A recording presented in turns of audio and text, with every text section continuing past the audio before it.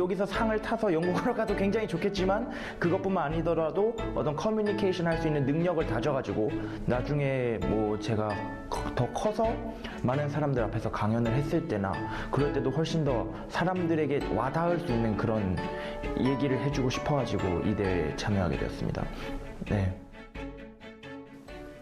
네, 안녕하십니까?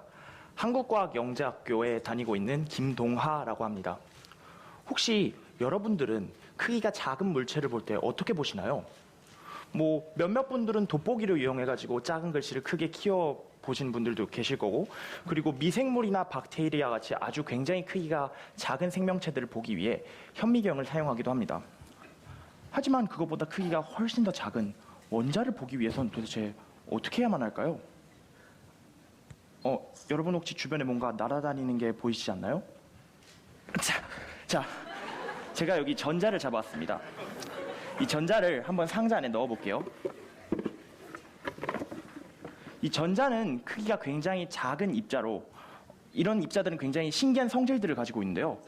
예를 들자면 이렇게 분명 상자 안에 잘 들어있는 입자들이 이렇게 벽을 통과하는 일들이 종종 발생합니다. 이런 현상을 바로 터널 효과라고 합니다. 과학자들은 원자의 표면을 관찰하기 위해 이런 터널 효과를 이용합니다.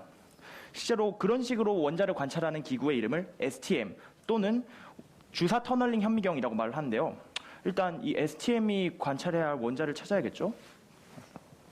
네, 여기 원자가 있습니다. 저희 어떤 분이 무슨 뭐 머리가 큰 얘가 조그만 원자를 하고 있냐고 말씀하신 것 같아요. 일단 무시하도록 합시다. STM은 바늘을 이용하여 원자를 관찰합니다. 이 바늘의 내부에는 전자들이 차 있습니다. 일단 이 STM이 원자를 관찰하기 위해서는 원자에 가까이 다가가야 합니다. 하지만 바늘과 원자의 거리는 가까워졌지만 실제로 이 사이에는 공간이 존재하게 됩니다. 전자들은 이 공간을 마치 벽처럼 느끼게 되어 원래대로라면 통과를 할 수 없지만, 아까 제가 여러분들께 보여드렸던 것 같이 전자는 이 틈을 통과하고 원자로 이동하게 됩니다. 만약에 원자와 탐침 사이의 거리가 가깝다면 많은 양의 전자가 통과할 것이고, 둘 사이의 거리가 멀다면 적은 양의 전자가 통과하게 될 것입니다. 따라서 만약에 원자들이 놓여있는 이 표면을 따라서 탐침을 쭉 따라 훑게 되면은 위치에 따라 가지고 원자와 탐침 사이의 거리가 달라지기 때문에 흐르는 전류의 세기가 달라지게 됩니다. 따라서 위치에 따른 전류의 세기를 관찰하게 된다면 우리는 실제로 원자가 어떤 식으로 배치되어 있는지 알게 될 것입니다. 제가 마지막으로 여러분들께 세 가지만 말씀드리려고 합니다. 첫째, 전자는 벽을 통과하는 굉장히 신기한 성질을 가지고 있다는 점. 그리고 둘째, 이 전자가 벽을 통과하는 신기한 성질을 이용하여 과학자들은 원자같이 굉장히 작은 물체를 관찰하는 기술을 발견했다는 점. 그리고 마지막으로 과학자들은 어찌 보면 굉장히 불가능해 보이는 일들을 가능하게 만드는 사람들이라는 것입니다. 아직 과학이 해결하지 못한 문제는 무궁무진하게 많습니다. 과연 어떤 발명들이 우리를 기다리고 있을까요? 그 주인공은 바로 여러분들입니다. 감사합니다.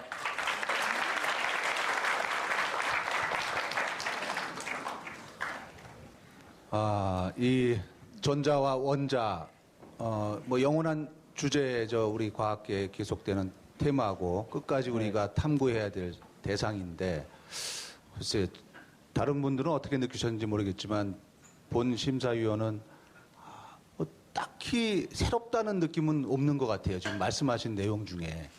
그러니까 지금 전달하고 싶은 내용이 구체적으로 뭐죠?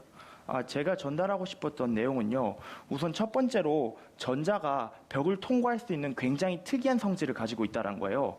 저희가 이렇게 벽을 향해서 달려갈 경우에는 벽을 통과할 수가 없잖아요. 하지만 전자와 같이 굉장히 크기가 작은 세계에서는 양자역학이라는 신기한 체제에 의해 지배를 받고요. 그렇기 때문에 벽을 통과할 수가 있어요. 이런 굉장히 신기한 성질을 가지고 있다는 점을 말씀드리고 싶었던 거예요, 첫 번째로. 그리고 두 번째로는 이런 성질을 단순히 과학자들이 연구만 해가지고 이런 성질이 있구나라고 하는 것이 아니라 이런 것들을 응용해가지고 굉장히 유용한 것을 써먹을 수 있는, 유용한 것에 사용할 수 있는 것들을 만든다는 점을 알려드리고 싶어서 이런 주제로 말을 하게 되었습니다. 구체적으로 그렇게 응용해가지고 사용하는, 이제 실제 우리 현실에서 사용하는 예들을 한두 가지만 들어볼래요? 실제로 이런 STM 같은 경우에는요, 원자가 어떤 식으로 배치되어 있는지를 볼 수가 있거든요. 그래서 STM이라고 아마 구글이나 이런 데 쳐보시면요. 굉장히 많은 사진들을 얻을 수가 있을 거예요. 그래서 금속 표면 위에 어떤 식으로 원자가 배치되어 있는데 이런 원자를 어떤 식으로 배치가 되어 있는지 알 수 있고요. 그리고 또한 이 미세하게 이동을 시킬 수가 있어요. 그렇게 해가지고 원자들의 배열을 바꿈으로써 나중에 오게 될 나노 시대에 걸맞는 그런 장치들을 만드는 데도 굉장히 큰 도움이 될 수 있을 것이라고 생각합니다. 오늘 발표한 내용들이 이렇게 기준으로 해서 앞으로 미래에 나는 이걸 해갖고 어떤 거를 하고 싶다 뭐 이런 건 갖고 계시는지 혹시 얘기 좀 해주시죠. 네, 감사합니다.